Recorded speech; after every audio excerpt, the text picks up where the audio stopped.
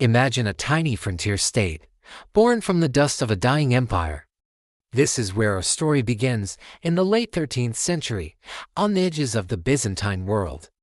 A leader named Osman, whose name would echo through history as Ottoman, had a vision far bigger than his small patch of land in Anatolia. He and his warriors, forged in the harsh realities of border life, began a relentless push. They fought for faith, for land, and for a legacy that would outlive them all.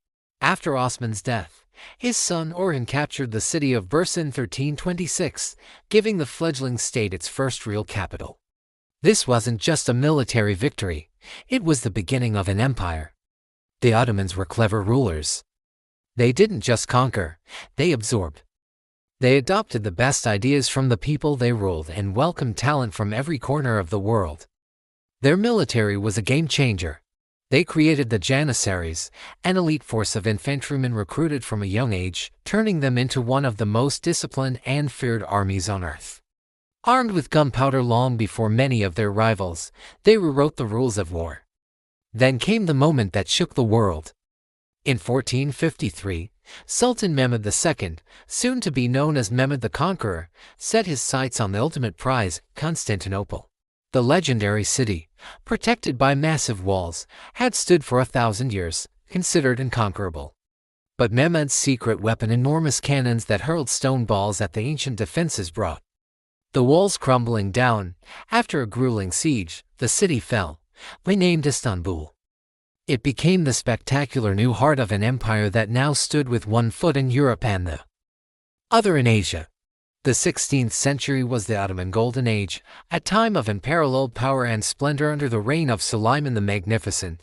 At its peak, the empire stretched from the gates of Vienna to the coast of Yemen. From North Africa to the plains of Iraq, Suleiman wasn't just a conqueror, he was a lawgiver, a poet, and a patron of the arts. Under his rule, the brilliant architect Sinan designed breathtaking mosques whose domes and minarets still define the skylines of Istanbul and other great cities. Trade routes that had once fueled the Roman Empire now flowed through Ottoman hands, bringing immense wealth from spices, silks, and precious metals. The Ottoman Empire was organized, rich, and a force to be reckoned with. But no empire lasts forever. Like a living thing, it ages. After Suleiman's magnificent reign, the momentum began to slow. The disciplined expansion gave way to court politics and intrigue. Sultans became less capable, and real power often fell into the hands of palace officials or ambitious factions. Even the once unstoppable Janissaries became a problem. They resisted change, meddled in politics, and lost the edge that had made them so formidable.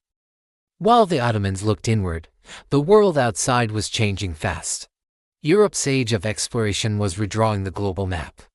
New sea routes around Africa and across the Atlantic meant that the Mediterranean, the Ottomans' commercial playground, was no longer the center of world trade. Powers like Spain, Portugal, and later England and the Netherlands were building global maritime empires, leaving the Ottomans behind. The defeats started to pile up. A major turning point came in 1683, when a massive Ottoman army failed to capture Vienna.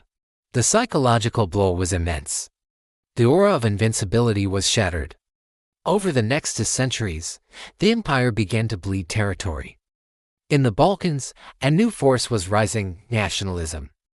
Greeks, Serbs, Bulgarians, and others, who had lived under Ottoman rule for centuries, now dreamed of their own independent nations. To the north, the Russian Empire was constantly pushing south, hungry for a warm water port. The once feared Ottoman Empire was now being called the sick man of Europe. Faced with this decline, a new generation of Ottoman leaders tried to save the empire. In the 19th century, they launched a series of ambitious reforms known as the Tanzimat.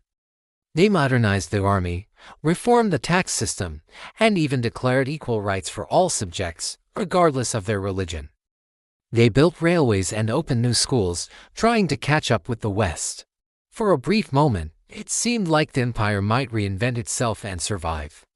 But these reforms were expensive and met with fierce resistance from conservatives who saw them as a threat to tradition.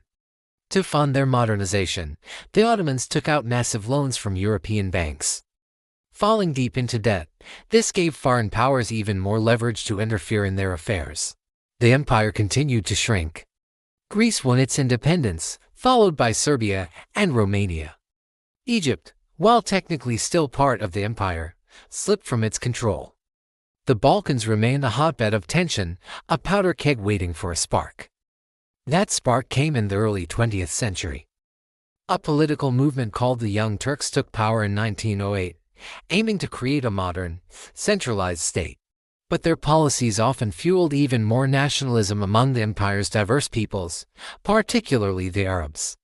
Then, in 1914, World War I exploded across Europe. The Ottoman leaders made a fateful decision. They sided with Germany and the Central Powers. The war was a catastrophe. Ottoman soldiers fought with incredible bravery in places like Gallipoli and Mesopotamia, but the empire was stretched to its breaking point. The warriors were scarred by famine, rebellion, and the horrific Armenian genocide, a tragic chapter in the empire's final days. By 1918, it was all over. The empire was defeated, and Allied forces occupied its capital, Istanbul, and parts of its heartland. The state that had once ruled 3 continents was in ruins. But from those ashes, a new nation was born. A brilliant military commander and visionary leader, Mustafa Kemal Atatürk, refused to accept the partition of his homeland. He led a war of independence, drove out the occupying forces, and in 1923, established the modern Republic of Turkey, the Sultanate. The institution that had ruled for over 600 years was abolished. The last Ottoman Sultan and his family were sent into exile. The Ottoman Empire, which lasted from around 1300 to 1922, was one of the longest-lasting empires in history.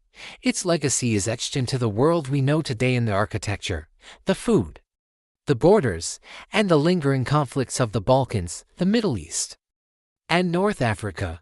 It was a story of incredible ambition, stunning achievements, and eventual decay. It rose through strength and vision, but like all great powers, it ultimately fell when it could no longer adapt to a changing world.